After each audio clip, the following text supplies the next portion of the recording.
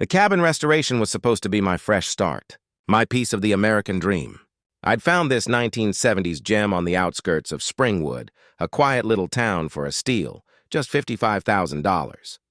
It was a fixer-upper, sure, but it had character.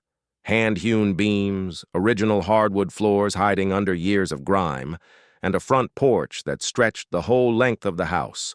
As I rolled the first coat of vintage blue paint onto the tired cedar siding, I could almost feel the cabin breathing a sigh of relief.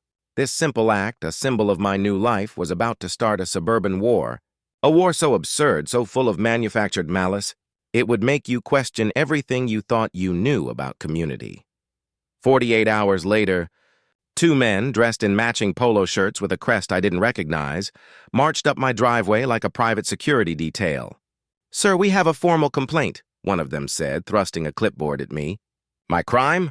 The blue paint.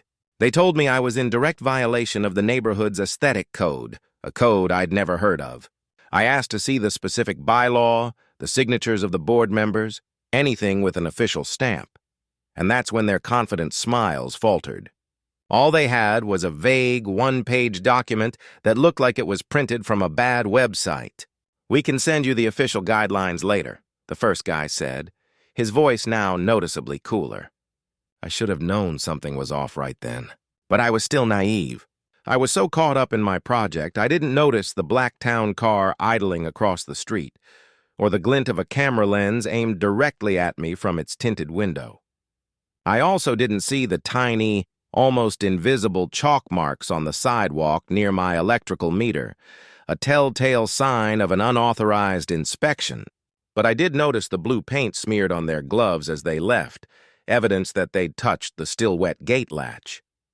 And proof that this was no routine visit, it was reconnaissance. The next morning, the intimidation escalated. I was jolted awake at 3 a.m. by the rhythmic thudding of footsteps on my roof.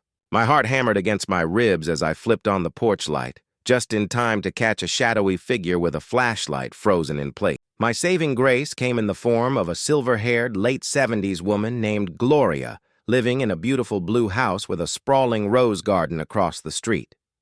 She waved me over and offered me coffee. "I think there are some things you should know before that 72-hour deadline expires," she said, her voice warm and direct. Her revelations over a cup of coffee poured from an old-fashioned percolator shattered my reality completely. Vanessa Price wasn't the legitimate HOA president. The real president had moved to Florida months ago, and Vanessa had simply declared herself the interim president to gain power. Gloria showed me photocopies of the real HOA's bylaws, meeting minutes, and member rosters. Most of the neighborhood, it turned out, wasn't even part of the association. Vanessa had been running a fraud, a one-woman protection racket designed to force everyone to conform to her personal vision of marketable uniformity, all to protect her own exorbitant real estate listings.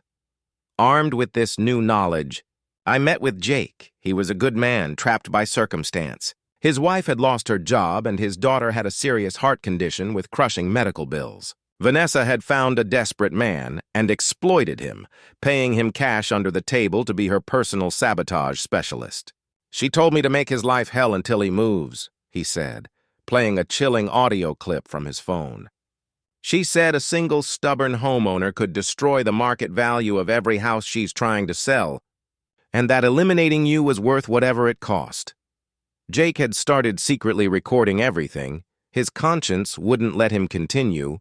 He gave me a USB drive with photos, audio clips, and detailed logs of every illegal act Vanessa had ordered him to commit. It was the smoking gun. But as we sat in that diner, his phone started blowing up with calls from Vanessa. "She's monitoring me," he said, his face white with terror. "We're not just fighting a corrupt neighbor anymore. We're fighting an organized criminal enterprise disguised as suburban management." Over the next few weeks, Jake and I orchestrated our counterattack. We mapped out every single act of harassment on a giant poster board, creating a clear timeline. We found that Vanessa had been targeting anyone who showed a hint of independence. She'd filed anonymous complaints with the city against families who had refused to join her. And even tried to get Gloria's climbing roses cited as an invasive species. Our strategy was simple but effective. Expose her lack of legal standing first, then reveal her financial motive as a real estate agent. We contacted 9 out of a dozen neighbors who had suffered at her hands, and they all agreed to attend a community information meeting. The night before, Vanessa got wind of our plan and called an emergency HOA meeting herself, attempting to control the narrative. The community center was buzzing. Vanessa had a professional-looking setup, projector, ring lights, charts, while Jake and I sat in the back with our manila folders. She delivered a masterful performance, painting me as an unhinged, dangerous man who was a threat to community safety. But when she opened the floor for questions, Jake stood up. He calmly distributed photocopies of the original HOA charter, showing the real board and proving that Vanessa had absolutely no legal authority. The mood in the room shifted. A neighbor asked, "Mrs. Price, can you explain how you obtain power to collect dues and make decisions about our properties?" Her confident facade began to crack. She scrambled for answers, but there were none. Finally, in her desperation, she confessed the truth. "Look, when curb appeal slips, buyers hesitate," she blurted out. "I have listings depending on consistent presentation. If one property photographs off-brand, it complicates interest for the entire area." The room erupted. Her confession, her true motive, detonated like a grenade. The final confrontation came just an hour later back at my cabin. I just left a meeting at Gloria's place where the neighborhood had finally united. Everyone had shared their stories, their suppressed anger turning into collective fury, and they'd all agreed to take legal action. Gloria looked at me, her eyes bright with newfound memory. "I remember what I was trying to tell you that night I fell," she whispered, a chilling look on her face.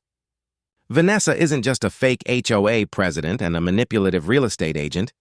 She's also a..." Suddenly, a transformer exploded down the street, plunging the entire neighborhood into darkness. In the confusion, Gloria vanished, and I drove home, a knot of dread tightening in my stomach. I arrived just as Vanessa was walking around my foundation, holding a bright red gas can. The sharp, acrid smell of gasoline filled the evening air. She saw me, her face a mask of manic rage in the light from her car. She pulled out a lighter, the small flame seeming enormous against the backdrop of my gasoline-soaked cabin. "If I can't sell those houses because of your stubborn refusal to maintain reasonable standards," she screamed, her voice echoing in the darkness, "then you don't get to have a house at all." That was the end of Vanessa Price's reign of terror. My 911 call was quick. The police and fire department arrived in minutes.